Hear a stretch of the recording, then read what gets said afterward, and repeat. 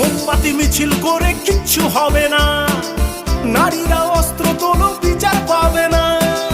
বনের পশু বনে তারো দু হাতে অস্ত্র তোলো, রণরঙ্গিনী হয়ে মাথারি ঘোমটা খোলো।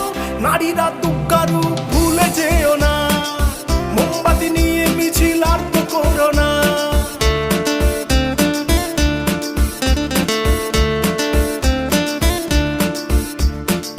রাবণ ধ্বংস হলো সীতারই কারণ, দুর্যোধন ধ্বংস হলো দ্রৌপদীর কারণ।